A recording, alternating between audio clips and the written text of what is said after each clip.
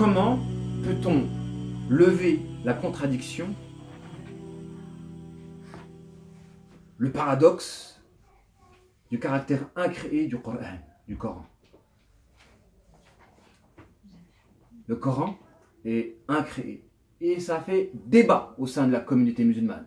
Il y a des gens qui ont dit non, il est créé. Pourquoi? Parce qu'une langue est finie. Elle est composée de lettres, elle est composée de mots, elle est limitée. Donc forcément, comment la parole d'un être incréé, infini, peut-elle être contenue dans une langue finie? Eh bien, en tant que croyant, on a le devoir, si je vous donne une autre image, pour pouvoir vous aider. Est-il possible qu'une bouteille de 2 litres peut contenir 3 litres? La bouteille ne peut pas contenir plus. Dans quel cas de figure la bouteille peut-elle contenir plus? Il faudrait qu'il existe une faille à l'intérieur d'elle qui permet à la quantité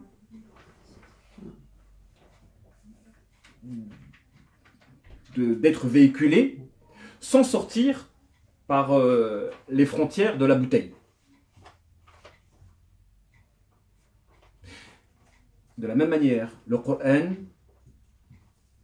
peut contenir l'infini moyennant la signification. Le Coran est un carrefour, comme l'être humain est un carrefour entre le fini et l'infini. On a, comme cette bouteille-là, en nous une lucarne qui mène vers l'infini, cette porte qui mène vers le ruh, l'esprit. Cette porte qui mène vers le ruh en nous, c'est une lucarne qui rentre vers l'infini. Donc on est un être limité, fini dans le temps, mais on peut que contenir en nous l'infini. Le Coran est limité à travers cette langue composée, mais il porte une signification illimitée et infinie dans sa profondeur. Donc, et ça, le paradoxe de comment est-ce possible que l'infini peut être contenu,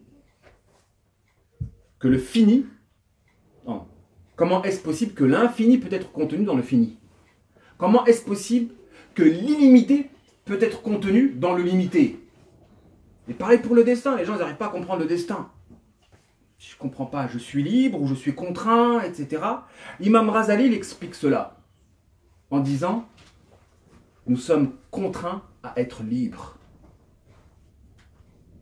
Contraint à être libre, ça veut dire que ta liberté, elle est incluse à l'intérieur d'une contrainte. C'est paradoxal. C'est comme dire l'infini est inclus dans le fini. Parce qu'il existe des carrefours. L'être humain est un carrefour.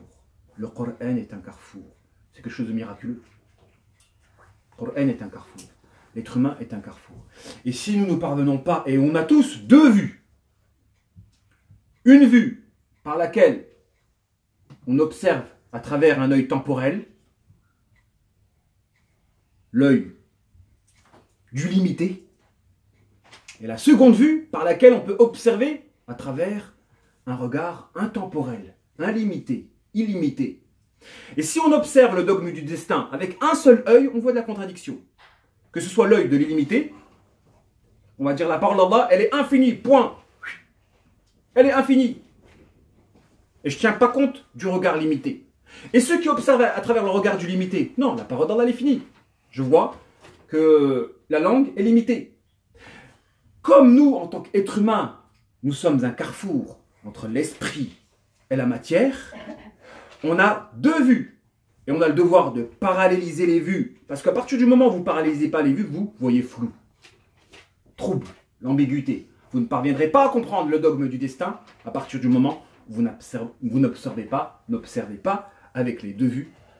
Cette vue en nous qui existe, la vue de l'esprit par laquelle on peut observer à travers un regard intemporel, l'œil de la foi.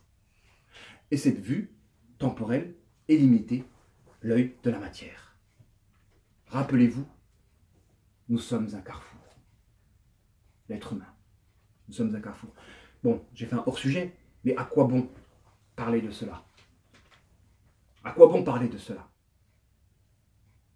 c'était pour mettre en relief le fait que si en nous, la lucarne, qui nous permet d'accéder à l'infini, c'est l'esprit,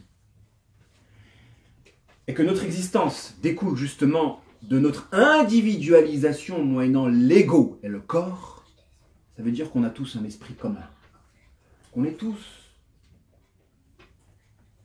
tous une origine commune, qu'on n'est pas tous si différents de cela, et que si on apprend à se connaître avec profondeur, on verrait qu'on appartient à la même famille, et qu'on n'est pas des adversaires les uns pour les autres.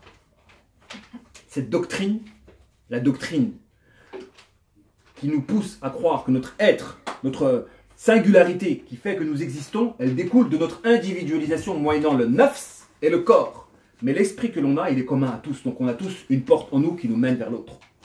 Et que si on parvient à écraser cet égo-là, on verrait qu'on ressemble à l'autre et que l'autre est notre cousin, quelle que soit sa race.